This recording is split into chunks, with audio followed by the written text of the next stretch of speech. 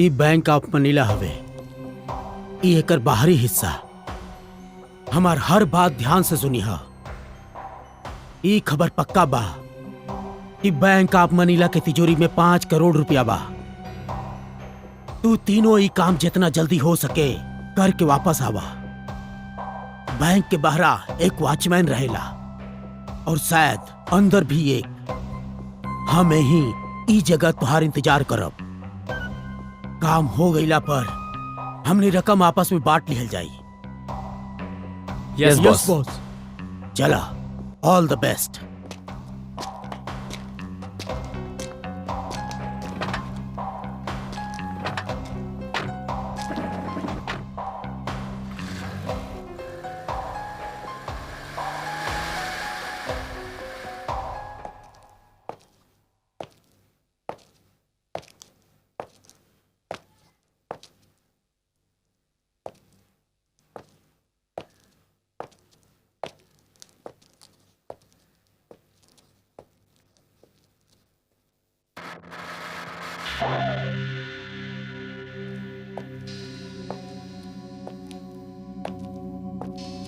सिर्फ एक पहरेदार बा बहरा। शायद अंदर भी कोई बा। ओकरा पास भी हथियार बा। अरे बाप। हाँ?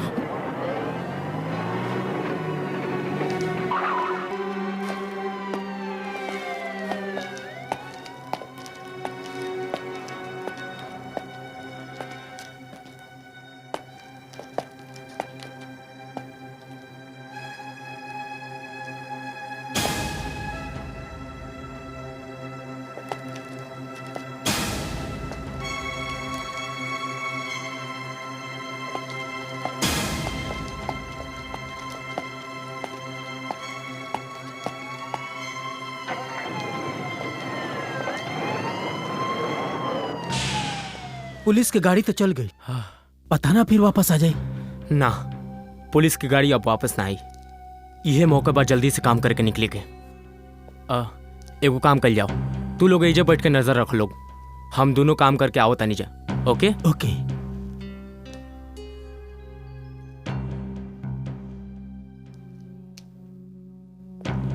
कम ऑन, चलो।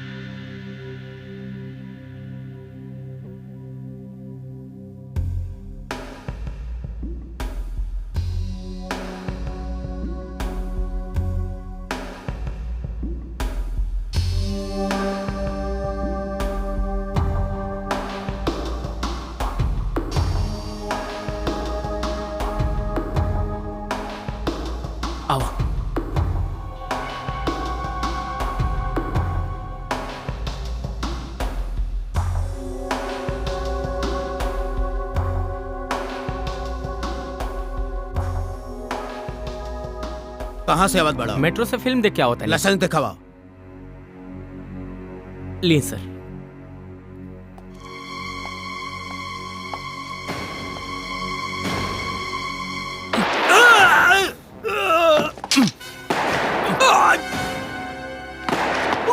वो तरफ से गोली की आवाज है बा। चलो।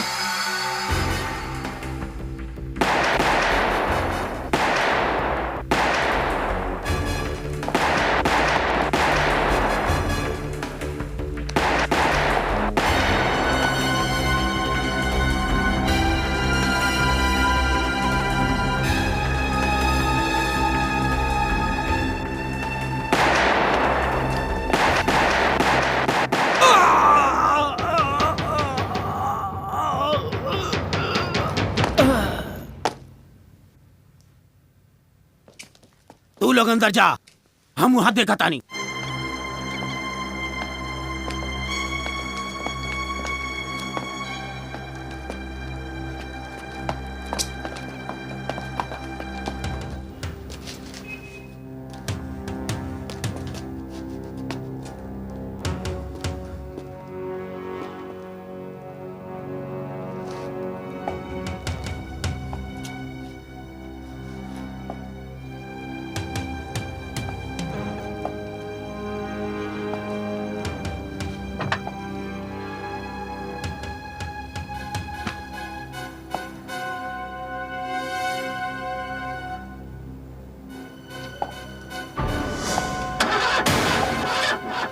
रुक जा।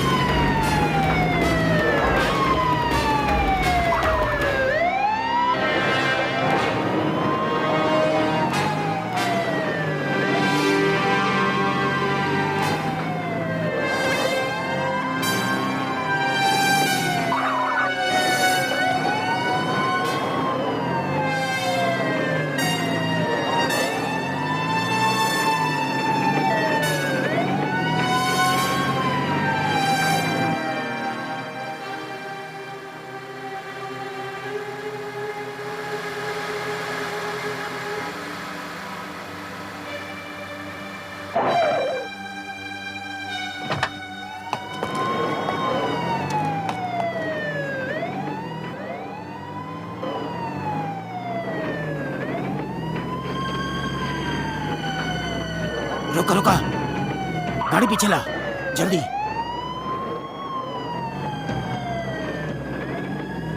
ए रुका।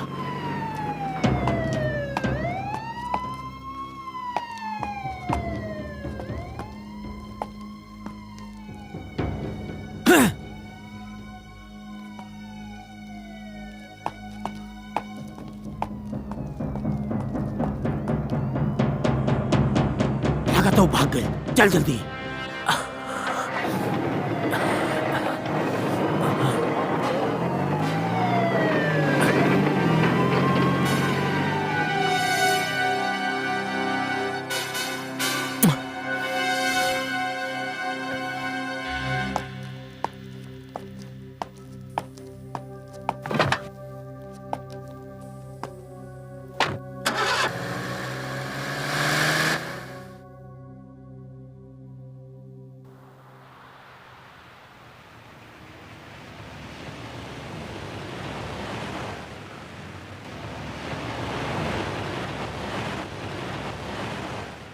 सलाम साहब।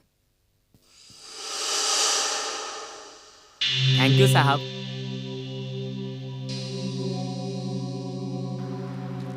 ये सब अच्छे से चेक करके रखिए। देखा ये 203 की है, एक अच्छी तरह से देख लिया। 204 के बाद भी। हाँ, और इहो सर देखिए। कुमार साहब आ गेलन।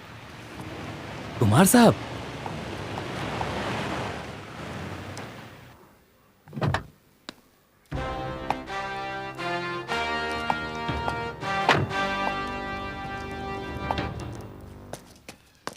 वेलकम कुमार साहब, welcome to our hotel. Hello mister Nair. Sir आपके परमानेंट स्वीट आपके खातिर बुक बा, आप आई। हाँ ओके। राम सिंह साहब के सारा सामान उठावा।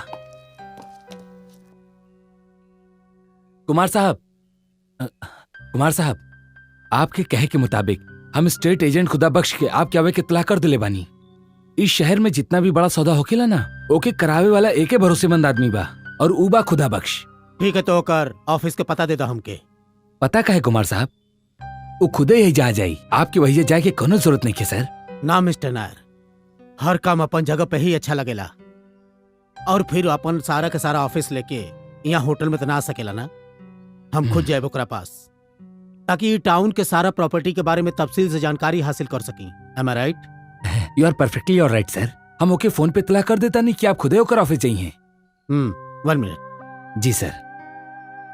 ई तोरा खातिर सर एकर का जरूरत रहे। रख लो मिस्टर नायर, रख लो। थैंक यू सर।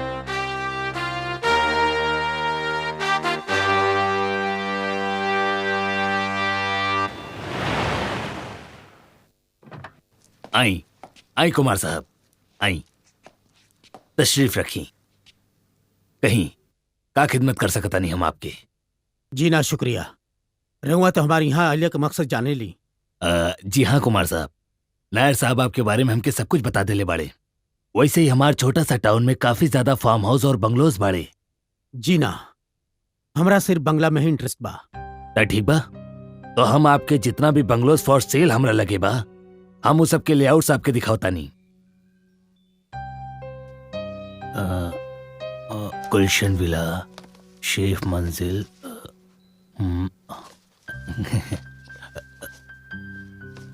हाँ देखिए कुमार साहब, ई बा यही जाके कुछ अच्छा अच्छा बंगला के लेआउट्स। ई देखिए, ई हा गुलशन विला, यही जाके सबसे अच्छी प्रॉपर्टी बा, और एक का एलिवेशन बिल्कुल टाइगर हिल के सामने बा। देखी। और कुछ दिखाई? हाँ हाँ बिल्कुल बिल्कुल। ई देखी, ई हा सेफी महल। ई कबो यही जाके महाराजा के प्रॉपर्टी रहल, और एक के साथ 4 एकड़ फार्म हाउस के लैंड भी बा। और कुछ? हाँ हाँ बाना बाना। ई देखी, ई देखी। अरे यही जा कैसे आके लेके तो हम अंदर रख दे ले रानी। कुमार साहब, ये हम आपके दूसर प्रॉपर्टी दिखाओ था, नहीं गलती से यही लेआउट आ गई बा। ये कहा? कुछ ना कुमार साहब, वो प्रॉपर्टी आपके लायक नहीं है। फिर भी दिखाई तो सही। कुमार साहब काहे अपन वक्त बर्बाद करता नहीं। खुदा बख्श साहब,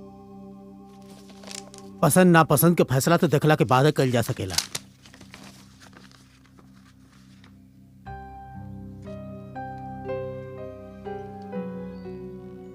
ठीक बा कुमार साहब, जब आप इतना जिद करत तानी तो फिर हम मजबूर बानी।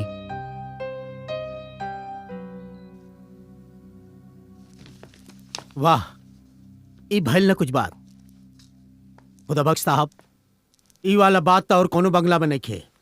ई हा हमार पसंद। लेकिन कुमार साहब, लेकिन का, यह बंगला हमरे पसंद बा। लेकिन कुमार साहब ये बंगला के सौदा ना हो सकेला। काहे नहीं हो सकेला? आई एम सॉरी कुमार साहब, लेकिन ये बंगला के बारे में बड़ा अजीबो गरीब कहानी सुने में आयल बा। अजीब से राउर मतलब ये बंगला के मालकिन अजीब सनकी किस्म के औरत बाऊ। सनकी का हो पूरा पागल बिया। अजीब अजीब सा शर्त रखले बाड़ी बंगला के सौदा के खातिर। शर्तें? हाँ कुमार साहब, पिछला दिन कुछ भला लोग ही बंगला के खरीदे की इरादा कर ले रहे, लेकिन उनके निराश होके लौट जाके पड़ल। वही जा संजीदगी नहीं खे, सिर्फ पागलपन बा, सिर्फ पागलपन। और यही से हम ई फोल्डर के निकाल के अलग रख देले रानी। पता ना के ओकरा के ऐजा वापस रख देलस। लेकिन आप फिक्र मत करी, हम आपके एक से भी अच्छा, एक से एक बंगला दिखाई।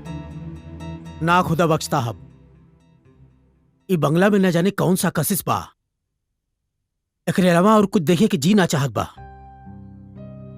कुमार साहब, अगर आपके हमारा पे भरोसा बा तो आप अपना दिल से ही बंगला के ख्याल निकाल दी। आप भूल जाइए बंगला के, प्लीज। खुदा बख्श साहब, बाकी सब छोड़ी और रहूंगा हमारे साथ चली। लेकिन कहां? हम अभी कभी ये बंगला देखल चाहता नहीं। कुमार साहब, एक बा, जैसन आपकी मर्जी।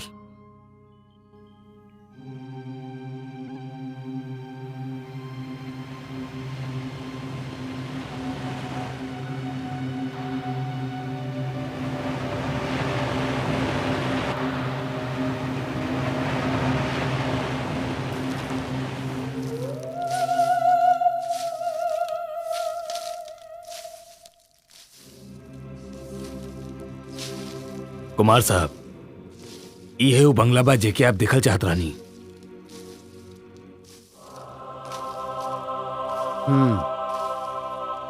खुदा बख्श साहब, ताई बंगला के अंदर जाके देख सकल जाला? ना कुमार साहब, ये बंगला के देखे खातिर तब ये बंगला के मालकिन के रजामंदी के जरूरत पड़ेला। तो वह ही रहते हैं ना? हाँ, यही जा ही रहेला, लेकिन वो वैसे ना मिलेली। उनकर एगो मुलाजिम बा, शंभू प्रसाद, वही के कांटेक्ट करे के पड़ेला।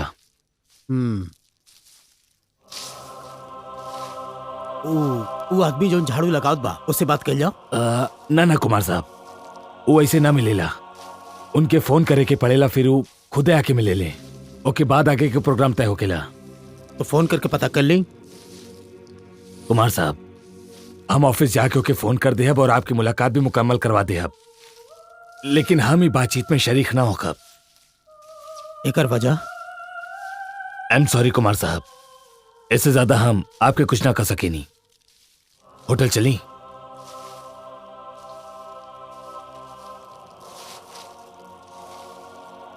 ओके, चलो ड्राइवर।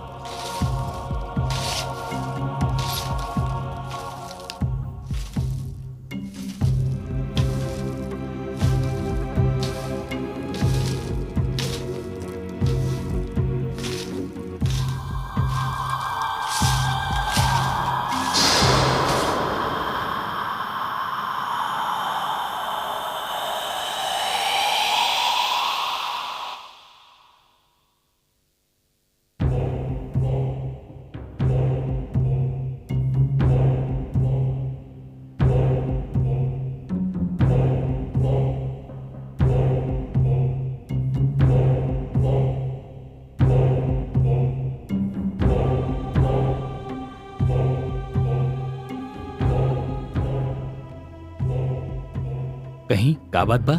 हमके कुमार साहब से मिले के बा। कौना सिलसिला में मिले के बाप के? ओ हम ना बताई। हमार नाम शंभू प्रसाद है। जी, एक मिनट।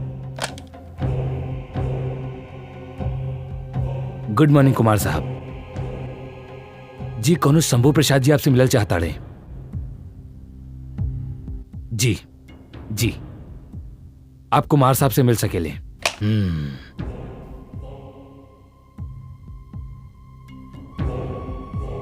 यस सर। वेटर, इनके कुमार साहब के रूम में लेके जा।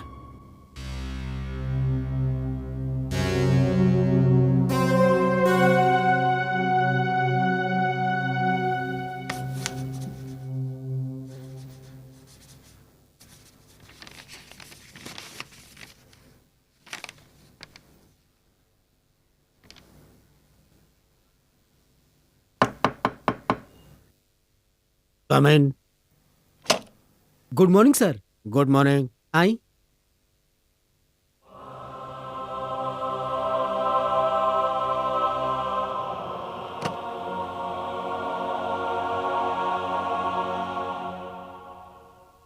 शंभू प्रसाद नाम बा हमार। अरे आई आई शंभू प्रसाद जी, आई प्लीज आई। अब कुमार साहब बाड़े? जी हाँ, बैकुंठ धाम खरीदे आयल बाड़े आप? बिल्कुल सही कहली आप। बहुत आइले और बहुत कैले, सिर्फ बात ही भइल और कुछ ना, और नतीजा में मिलल बैकुंठ धाम के बदनामी।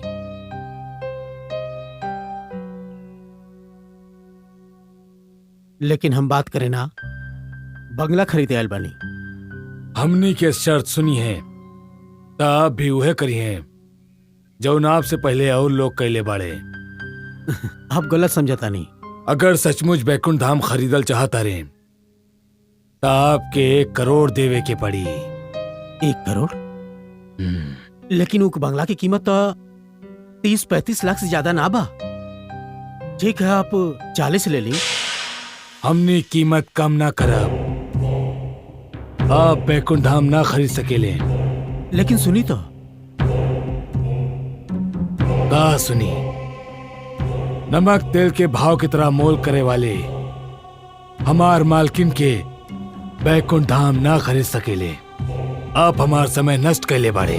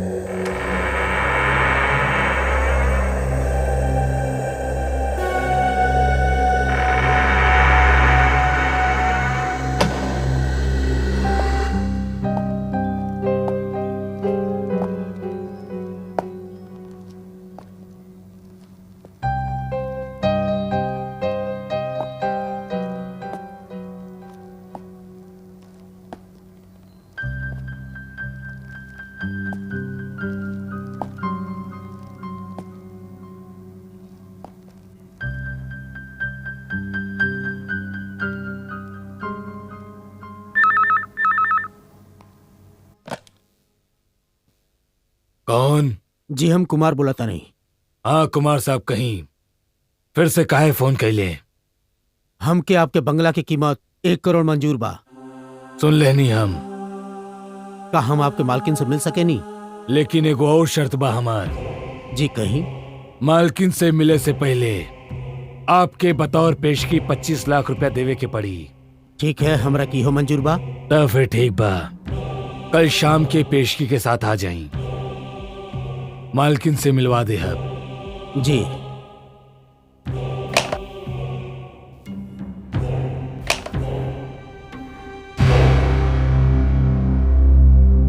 हाँ हम आपके इंतजार करब कुमार साहब।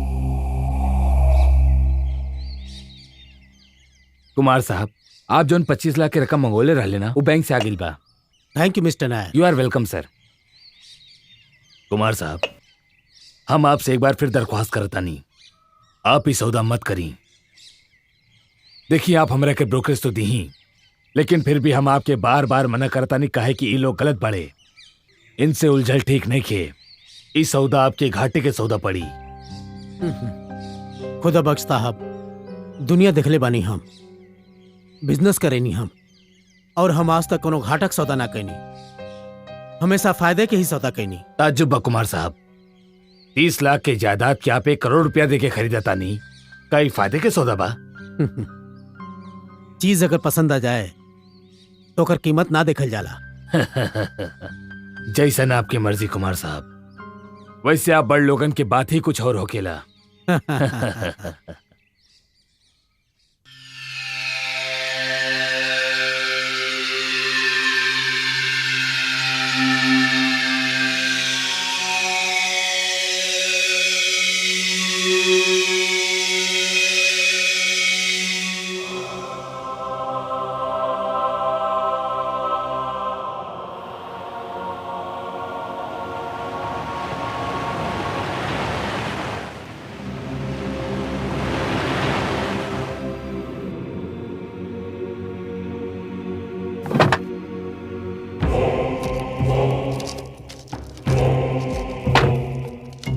पेश की लाइल बड़े।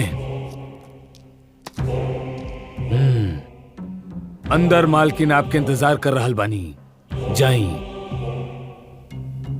जी शुक्रिया।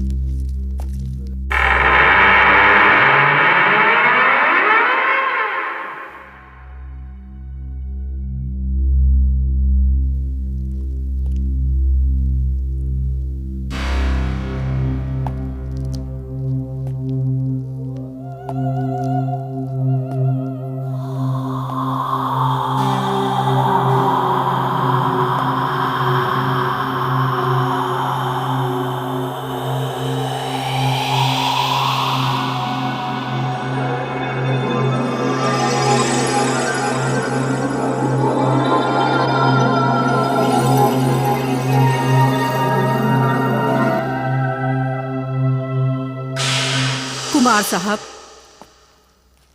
जी नमस्ते। हमार नाम आस्था भटनागर है, हम ही बंगला के मालकिन हई। जी आई, हम रउआ के बैकुंठ धाम दिखा दी।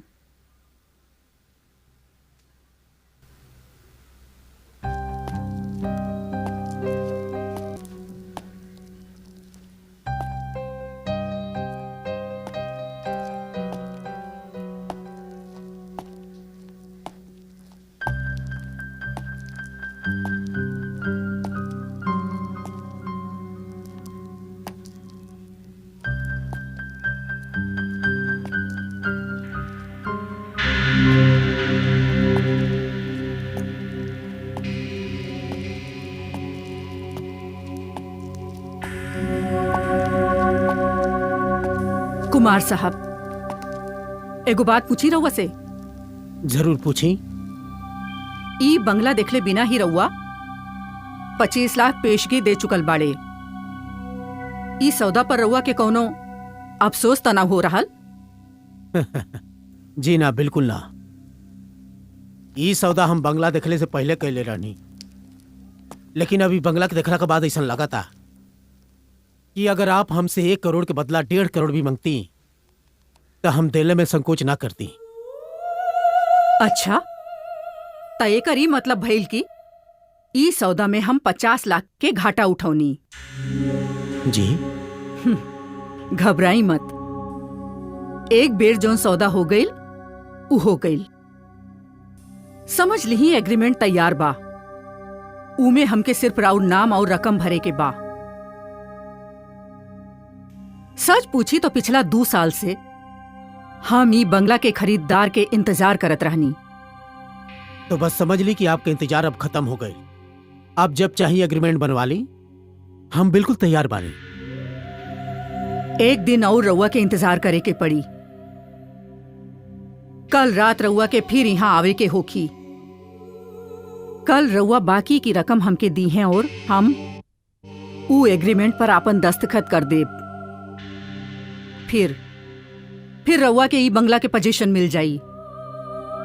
और हाँ कुमार साहब, कल रात के खाना आप यहाँ हमरे साथ खई हैं। जी, तकल्लुफ का जरूरत बा? ना कुमार साहब, जरूरत बा। एकर खास जरूरत बा। काहे कि हमारी दावत ई बंगला के आखिरी दावत है। जी, हमरा कोनो एतराज नहीं है। तब फिर कल मुलाकात होगी। शंभू, शंभू। जी मालकिन। कुमार साहब के बाहर तक छोड़ आवा। जौन हुक्म होके मालकिन। चलिए कुमार साहब।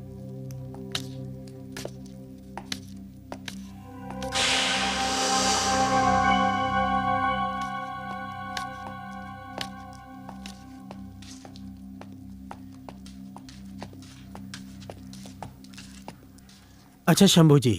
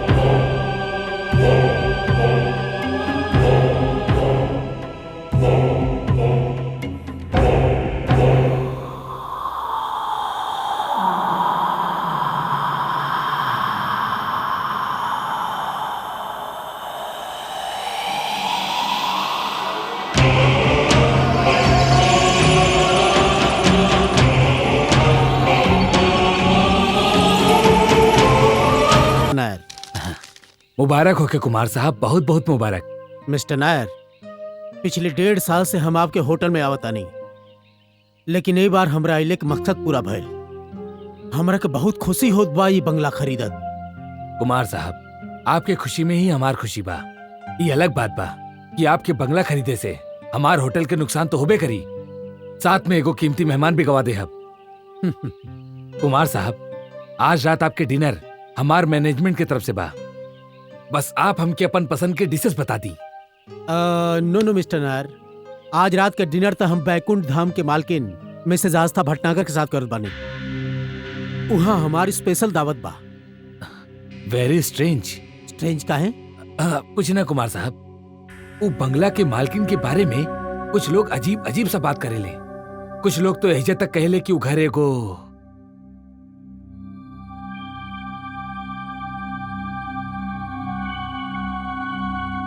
वो घर का वो घर एगो पागल खाना है और वो घर के मालकिन भी पागल है। ना मिस्टर नायर, ये बात बिल्कुल गलत बा। मिसेज आस्था भटनागर एक निहायत समझदार और मजबूत इरादा वाली औरत है, और जौन लोग ओकर का पागल कहले दरअसल वो खुद पागल बना है।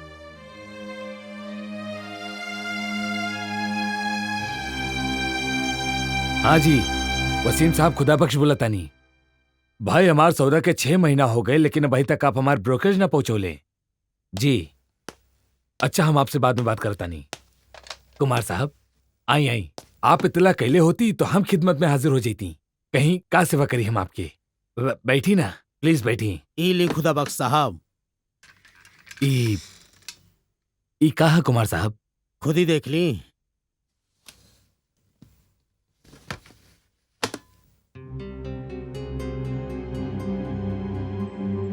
कुमार साहब, ई कहा ई राउर कमीशन है खुदा बख्श साहब। हम एडवांस दे चुकल बानी, बस थोड़ा देर में एग्रीमेंट भी साइन हो जाई और फिर हम बैकुंठ धाम के मालिक बन जाए। ई तरह काहे देखत नहीं आप? ना कुमार साहब, ई रकम हम ना ले सकेनी। लेकिन काहे? ई बंगला हमें रहुए वजह से मिलल है। ई डील में आप शामिल बाड़ी। ना ना कुमार साहब, ई बंगला के आपे जिद करके दिखले बाड़े और आपे सौदा कैले बाड़े। बहरहाल इस सौदा में आपो शामिल बानी। ये पैसा तो आपके लिए वही पड़ी, ये आपके हक बा और केहू के हक मारल हमरा के बिल्कुल पसंद नहीं खे। कुमार साहब, लेकिन एमे कोनो हक मारे वाला बातें नहीं खे। हम तो शुरू से ही सौदा के खिलाफ रहनी और आज भी खिलाफ बानी। देखिए कुमार साहब, अब बहनों कुछ ना बिगड़ल बा। आप अपना फैसला पर दोबारा गौर करिए प्लीज। ना खुदा बख्श साहब, अब बहुत देर हो चुकल बा और ये रुपया हम आपसे वापस भी ना ले। अच्छा हम चला तानी, हमरा के होटल जाके तैयार भी हो एक बा। मिसेज आस्था भटनागर हमार राह दिखत हुई हैं। कुमार साहब सुनी, हमारी बात सुनी कुमार साहब। या अल्लाह, इन नेक बंदा पे रहम करिया, रहम करिया।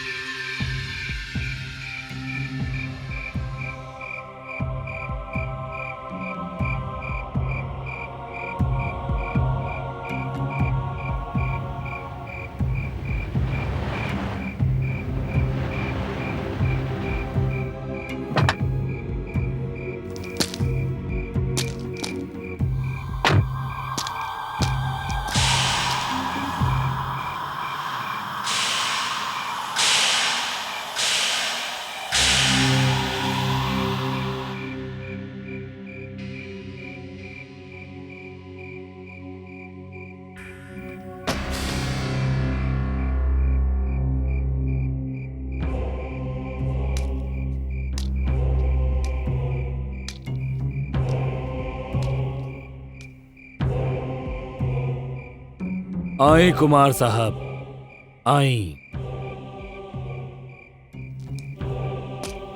अंदर तशरीफ लाएं।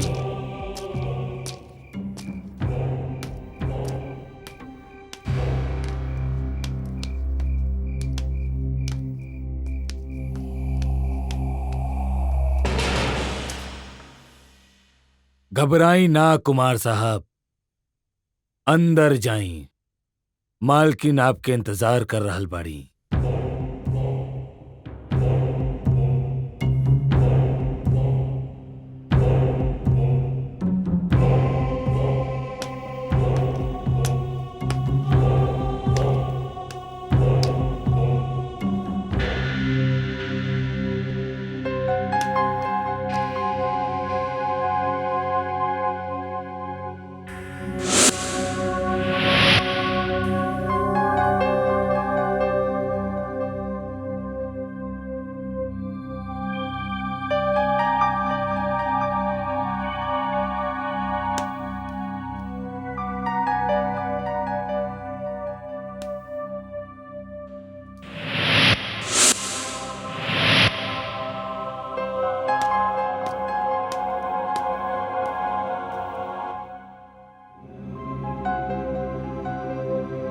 कुमार साहब,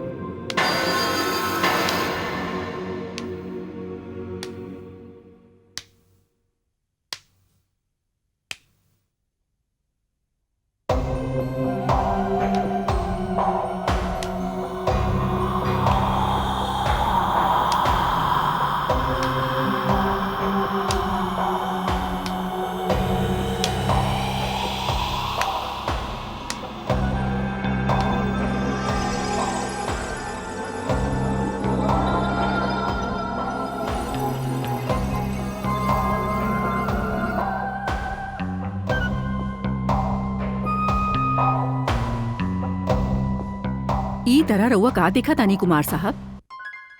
अब माफ कर लिए मिसेज आस्था, आप तो बेहद खूबसूरत बनी। शुक्रिया। आप बुरा न मानी तो एक बात कही, बेझिझक कहीं। आप हमेशा बस यूं ही रहल करी। ई तरह रहे के मौका बड़ा मुश्किल से मिले ले। वैसे तारीफ खातिर शुक्रिया। यूं तो मिसेस भटनागर, हम आपके बारे में कुछ नहीं कह जानत। आपके जिंदगी, आपके माजी के बारे में हमरा कुछ नहीं की मालूम, लेकिन ई बात पर हम बहुत हैरान बानी। आप जैसन बेहद खूबसूरत औरत इतना बड़ा बंगला में अकेले कैसे रह ले? ई तो हमके ई तरह तन्हा कर देवे वालन के मेहरबानी बा। खैर, ये सब छोड़ दी। वैसे भी पुराना याद बड़ा जानलेवा हो खेला। आई ई मौका के और भी रंगीन बनाई। आई ना प्लीज।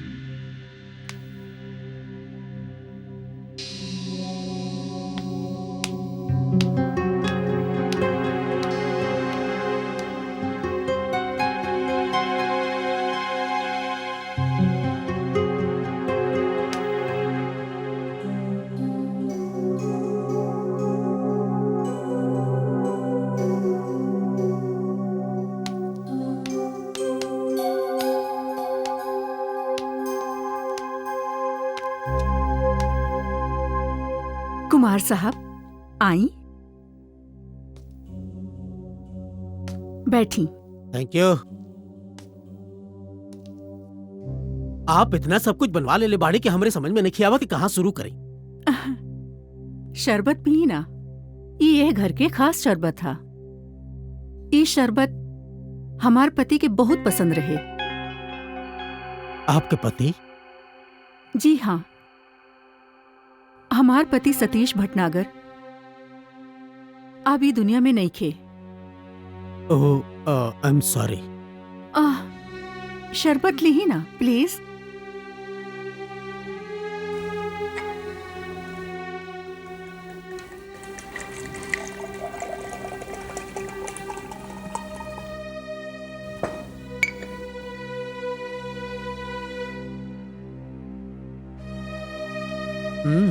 It's lovely.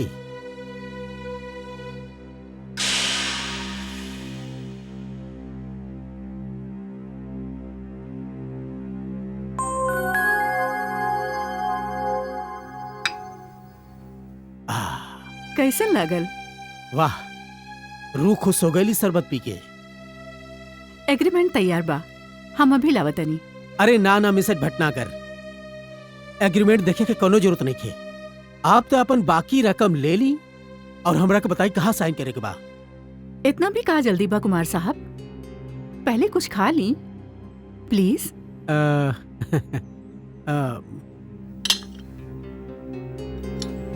हाँ तो कुमार साहब, हम एक जाति मगर अजीब सा सवाल रुआ से पूछे चाहे नहीं। जी जरूर, पूछी। ये शहर में बंगला के कोनो कमी ना है। एक से एक बड़ा और खूबसूरत बंगला है यहाँ, और वो बंगलन की कीमत इससे कहीं कम, आधे से भी कम बा। रउआ कौनो भी बंगला आधा कीमत पर खरीद सकत रहनी बा ना? एकर जवाब बहुत सीधा बा मिसेस भटनागर। और वो सीधा जवाब का है? मिसेस भटनागर, जवाब बा हमार पसंद। हम और भी बहुत सारा बंगलन के तस्वीर देखली, लेकिन जैसे हमार नजर ई बंगला के तस्वीर पे पड़ल, यानी कि बैकुंठ धाम पर, तो बस जैसे हमार नजर बिल्कुल जम के रह गए पर, और हम वही वक्त ही फैसला कैली कि हमरा की यह बंगला खरीदे बा। लेकिन कीमत सुन के भी रउआ अपन फैसला काहे न बदलनी? मिसेस भटनागर, हमारे एक बड़ा बुरा आदत बा, ऐसे आप वाकिफ नहीं थे। एक बार जिंदगी में अगर कोनो चीज हमके पसंद आ गई, तब फिर ओके हम हर कीमत पे हासिल कर ले ली। और वैसे भी चाहत कीमत ना देखे ले। वाह, दाद देवे के पड़ी राउर। लेकिन कुमार साहब, ई बात के एगो और पहलू बा। का रउआ कबो ई ना सोचनी कि ई शहर में ई बंगला से ज्यादा खूबसूरत और कीमती बंगला भी ऐसे सस्ता दाम पर मिलेले? तब फिर बैकुंठ धाम के मालकिन के का हो गई? जौन वो 2 रुपया की चीज 10 रुपया में बेचे चाहेले। हाँ, और रउआ हमके दूसरा लोगन की तरह पागल काहे न समझनी? अभी बात के जवाब देवल हमरे खातिर बड़ा मुश्किल बा। और हमरा ला बहुत ही आसान। अगर रउआ के दिलचस्पी ना भी होखे तब भी सुने के पड़ी सच्चाई। और चाहे तो रउआ ये के भी ई सौदा के एगो शर्त ही समझी। जी ना, बड़ा शौक से सुनब हम। अब तो सौदा होइए चुकल बा। आपो के सच बतौला में कोनो संकोच ना करे के चाहिए। सही कहत बानी रउआ कुमार साहब। सच बहुते कड़वा होखेला। कितना दिन से तड़प रहल बा ई सच बाहर आवे खातिर। और अब वक्त आ गइल बा। और ई सच सुने वाला एगो बहुत सही शख्स हमार सामने बा। सच्चाई ताई बा कुमार साहब कि बंगला हमके हमार पति से मुंह दिखाई में मिलल रहे। हमनी के रेस के घोड़ा दौड़त रहल। हमार पति के घोड़ा से बहुत प्यार रहे। अच्छा, लेकिन ई बंगला में तो हमरा के तक कुछ भी दिखाई नहीं देत बा। एकर ताल्लुक घोड़ा के कोनो शौकीन से ह? रउआ अभी तक पूरा बंगला देखनी ही कहा कुमार साहब। ई बंगला के पिछवाड़ा एगो बहुत बड़ा अस्तबल बा और ओकर सामने एगो अच्छा खासा मैदान। जौन जमाना में हमनी के रेस के घोड़ा दौड़त रहल तब जिंदगी के रफ्तार वैसने तेज रहल। रुपया के बरसात रहे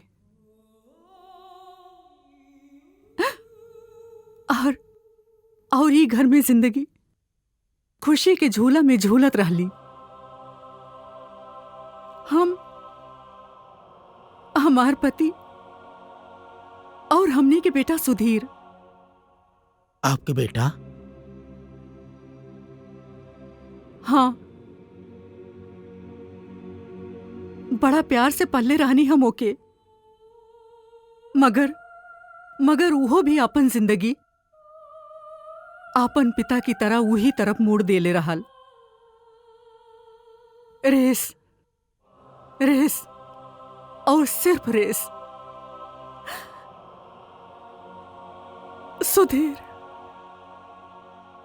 सुधीर हमार बेटा। हमके आज भी वो दिन याद बा जब कई दिन के बाद वो घर वापस आइल रहे।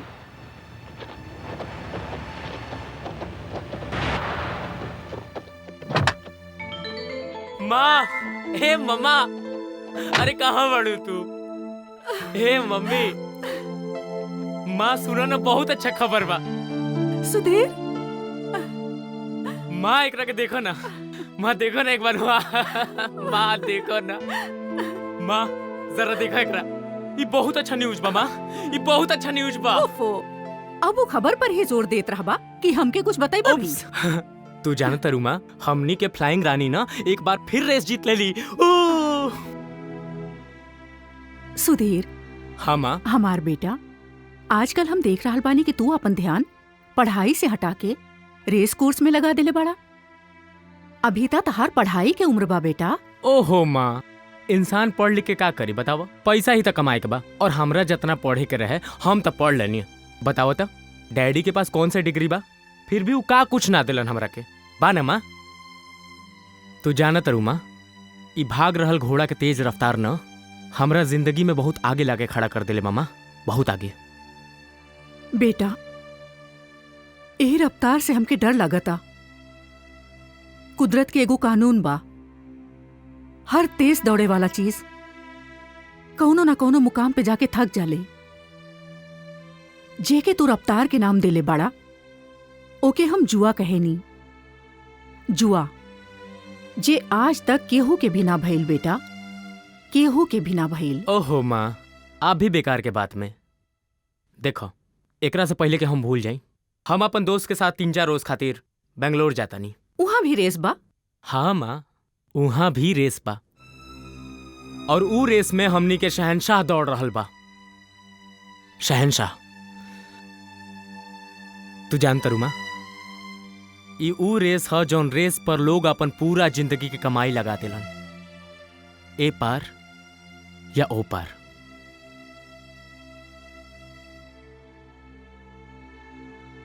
ओ माँ, वैसे माँ आपके पास अभी कैश कितना हुई? सुधीर बेटा, ई रेस की दुनिया से बाहर आ जा प्लीज। माँ। आस्था, oh my son, how R hi you? पापा। ओ बैला, बस अभी आइल का अवते ही जाए के बात करत बा। सुधीर बेंगलोर जा रहल बा। तो जायदा करके वहाँ हमार सहसा भी तो होई, जे पर सारा दुनिया के नजर बा। हाँ पापा, थोड़ा रउआ समझाओ दोनों ना बाप मम्मी बेटा के के। हमार तनिको फिकर नहीं खे। अरे बाबा, तोहरे त फिकर बा हमके, ओही खातिर तो सब कुछ करत आनी। रउआ तो अपन पूरा ध्यान अपन असली कारोबार से हटा के रेस पर लगा देले, और अब राउर बेटा भी राउर नक्शा कदम पर चलत बा। बेटा तो बाप के नक्शा कदम पे ही चली ना। आस्था, हमार तो एक बेटा बा, और हमारे पास आज ये बा ये दुनिया के बेहतरीन नस्ल के 10 घोड़ा बा, और हम उ 10 घोड़न से ये दुनिया के खरीद ले एक दिन। हाँ बेटा, का चाहिए तोहरा के? उ कहा पापा कि हम बेंगलोर जाता नहीं, और हम माँ से पूछत रही कि कितना कैश बा। आप जानता नहीं खाली हाथ कैसे जा सकता नहीं पापा। बस हमारे कबर से जितना रुपया चाहिए ले लो। जितना? हाँ हाँ जितना। अरे वाह पापा, I love you, I love you पापा। हे माँ, I love you too, bye. सुनी जी, रउआ के ऐसा ना लगा था कि रउआ अपन बेटा के साथ ज्यादती करेले। आस्था, जाति तो तब होई जब हमारे बेटा के दुनिया में कोनो चीज की कमी हुई। आस्था, वो हमार और तोहरे प्यार के निशानी बा। ओके फूलों में रखब, एक भी कांटा ओकरे इर्द गिर्द भटके ना देब, भटके ना देब। वो फूल से भरल गुलशन देखते देखत बर्बाद हो गईल। फूल मुरझा गईल, सिर्फ कांटा ही कांटा रह गईल। ये सिलसिला यही खत्म ना भइल। तकदीर के और बुरा दिन दिखावे के रहल। बिजनेस में नुकसान की वजह से हमार पति आत्महत्या कर लेले। दुनिया खरीदे के उनकर सपना अधूरा रह गईल।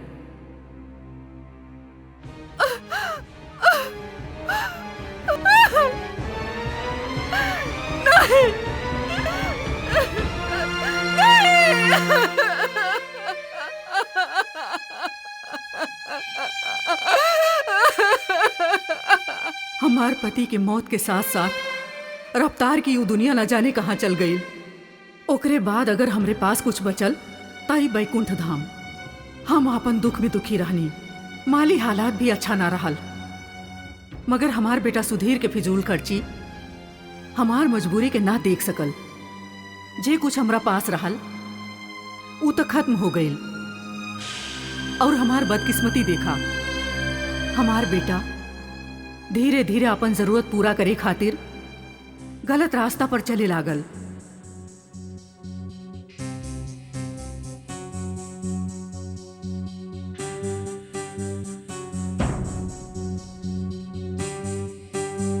हम बहुत कोशिश कैनी, मगर ओके सही रास्ता पर ना ला पौनी। एकर नतीजा ई भइल कि एक दिन सुधीर घर छोड़ के अपन माँ के तन्हा छोड़ के चल गई। ओके जाए के सदमा में हम रोवत रहनी, तड़पत रहनी। उ जैसे भी रहल तो हमार बेटा ही।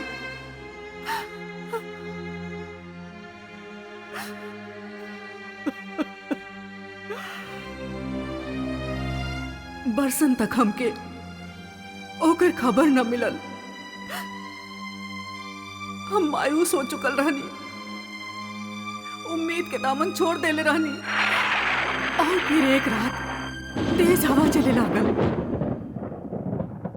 बिजली कड़कत रहे, चारों तरफ अंधेरा छा गईल रहे।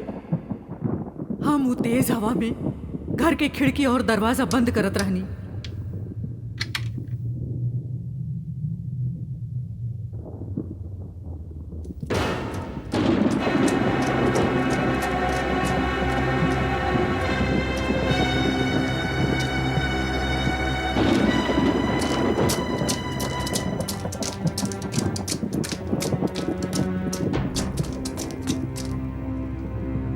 शंभू,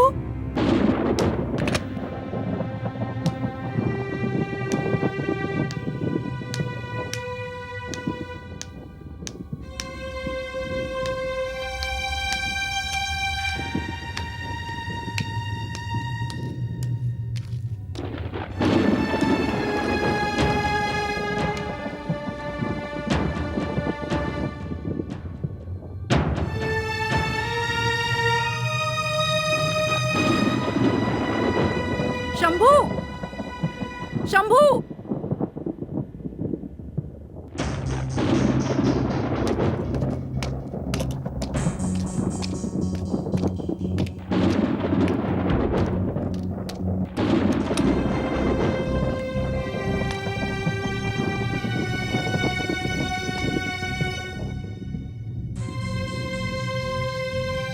के बा यहाँ?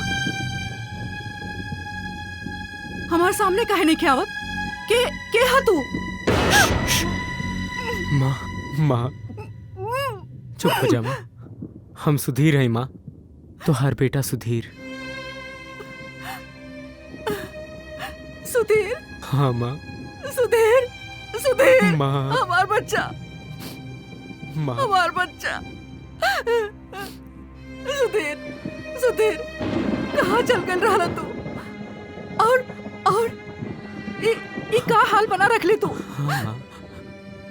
ई दुखियारी माँ के याद भी ना आइल तो के? अरे याद तो आइल माँ, यही से तो तोहरा पास वापस लौट आई नहीं माँ। अब हम आ गए नहीं माँ, हमेशा खातिर तोहरा छोड़ के कभी ना जाए माँ। माँ, माँ तू देख ली हो हम कैसे हमने के सुनहरा दिन वापस ले आई माँ। देखियो कैसे। सुधीर, ई बैग? माँ, ई बैग ना हो, ई तो हमनी के सुनहरा जिंदगी के एक दस्तावेज हो। हमको समझ नहीं ना। माँ, आज के जिंदगी में चैन और इज्जत से जिए खातिर रुपया के होखल बहुत जरूरी बा। माँ, आज के दुनिया में जेकरा पास पैसा निखे ना, ओकर ना कोई इज्जत बा और ना नाम। ओकर जिंदगी तो कीड़ा मकोड़ा से भी बदतर बा माँ, कीड़ा मकोड़ा से भी बदतर। तू इतना दिन तक कहाँ रहला?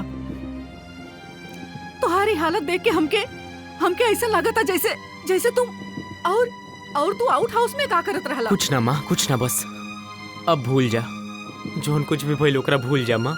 देखो ना माँ, हम आ गए नहीं ना तोहरा पास, तोहार सुधीर बन के। हाँ, सब ठीक हो जाए माँ, सब ठीक हो जाए माँ। देखियो देखियो कैसे हम हमनी के सुनहरा दिन वापस ले आए।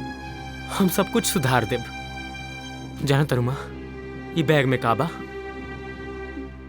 माँ, ये बैग में 5 करोड़ रुपया बा। 5 करोड़। 5 करोड़? इतना सारा रुपया? बस माँ, बस बस। अब और सवाल हमरा से मत कर माँ। हम तुहार कोनो सवाल के जवाब ना दे सके नी माँ, कोनो सवाल के जवाब ना दे सके नी माँ। देखो माँ, अगर तू चाहत रु कि हम तुम्हारा साथ रही, तोहरा पास रही, तोहार उहे सुधीर बन के, तब बस प्लीज प्लीज हमरा से कोनो सवाल मत पूछा माँ। हम बहुत बहुत थक चुकल बानी माँ, बहुत थक चुकल बानी। हमरा सूते के बा माँ, हमरा सूते के बा, हमरा सूते के बा।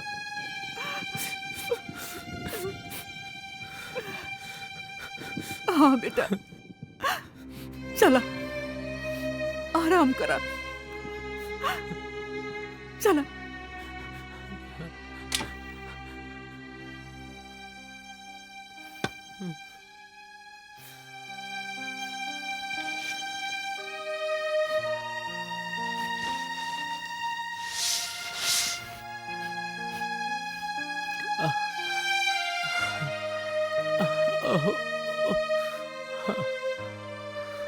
बेटा तू आराम करा, हम तोरा खातिर खाना लेके आवतानी। माँ, माँ हमरा भूख नहीं है माँ, हम बहुत थक चुकल बानी। बस सूते के बा हमरा, बस सूते के बा हमरा माँ। ठीक बा बेटा, तू सो जा, आराम करा।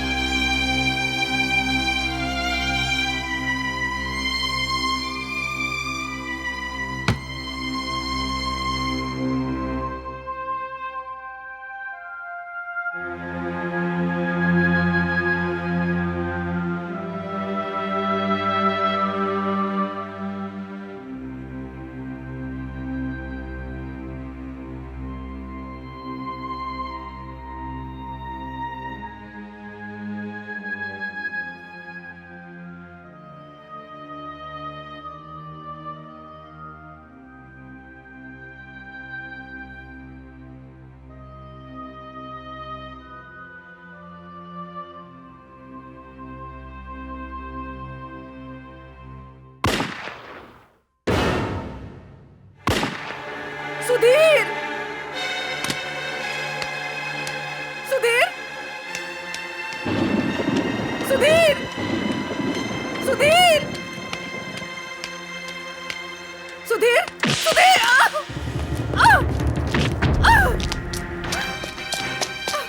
सुधीर, सुधीर, सुधीर, माँ, सुधीर, माँ, माँ, माँ,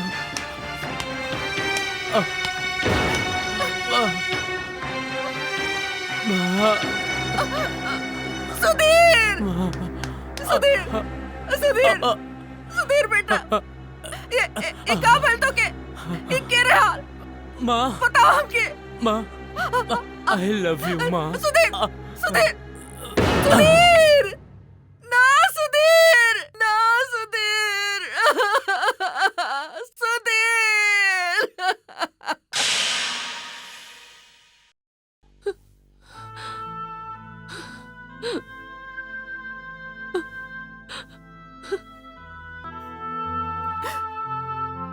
हमार बेटा हमार कोरा में दम तोड़ देलस और हम ओके कातिल के पहचान भी न पैनी।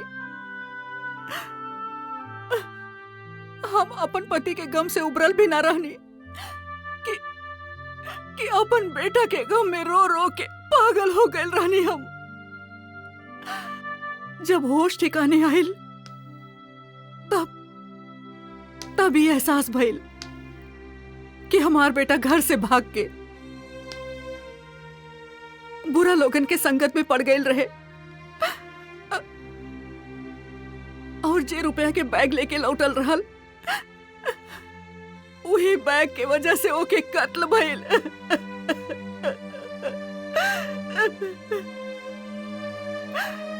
लेकिन हमके हैरानी था ई बात पर होत रहे कि वो कातिल जब हमार बेटा के कत्ल करके भागल तब ओके हाथ में वो बैग ना रहल और ना ही वो बैग हमार बेटा के कमरा में रहल। मगर वो रहल यही बंगला में। हमके यकीन हो गई हमार बेटा के कातिल एक ना एक दिन जरूर आई। तब हमार जहन में एक ख्याल आयल, ई बंगला के बेचे के।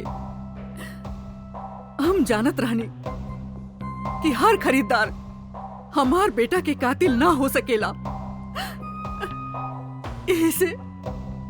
यही से हम ई बंगला की कीमत 1 करोड़ रुपए रखनी। काहे कि 1 करोड़ रुपया उहे दी जेके 5 करोड़ के लालच होगी। और आखिरकार वो दिन आ ही गई। हमार बेटा के कातिल खरीदार के रूप में हमार सामने बैठल हो। तू कुमार हमार बेटा के कातिल हो। पिछला 2 साल से हम तोहार इंतजार करत रहनी। पिछला 2 साल से।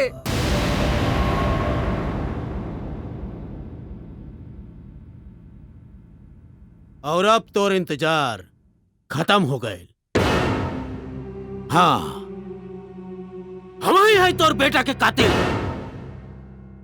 हमारी मरने रही ओकरा के विश्वासघात कर ले रहा हमरा साथ।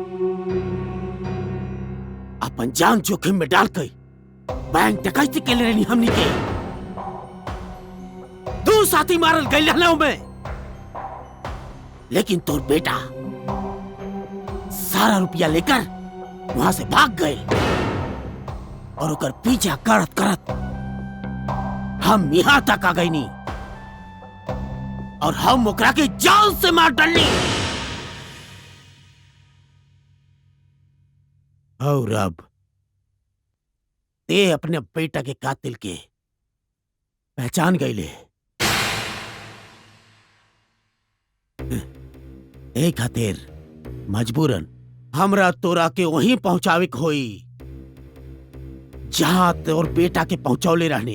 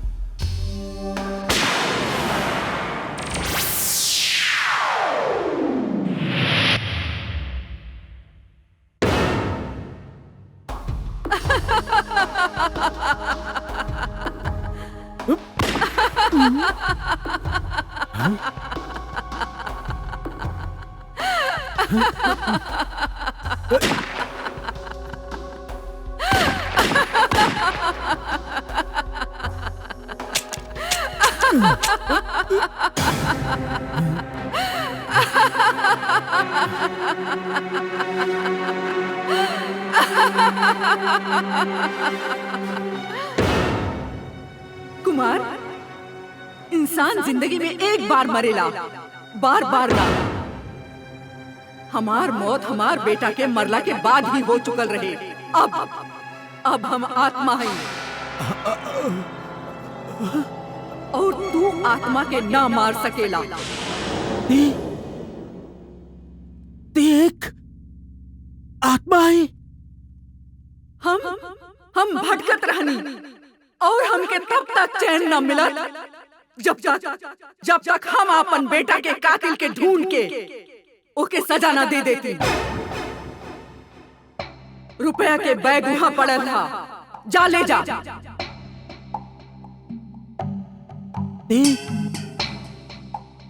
देख, आत्मा है। ते हमरा के का सजा देबे? देख,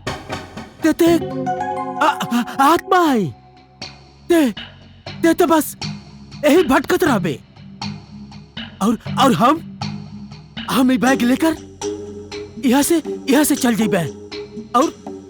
और ते हमार कुछ ना बिगाड़ पाबे, कुछ ना बिगाड़ पाबे ते।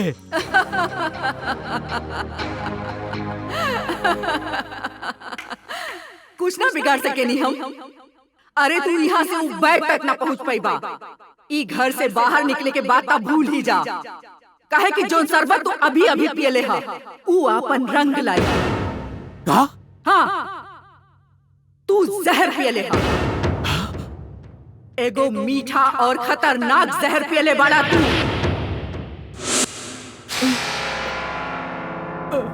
ना, ई ना हो सकेला, ई ना हो सकेला। ते झूठ बोलो तारे, ते झूठ बोलो तारे। ऐसा हो चुकल बा कुमार। ना ना ते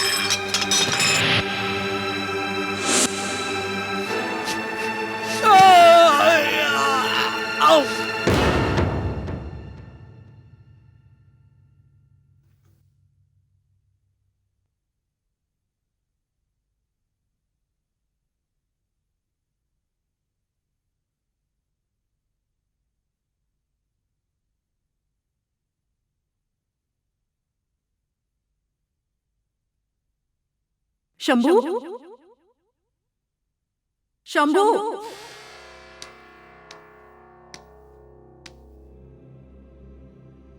शंभू, बरसन तू ई घर के सेवा कैले बाड़ा।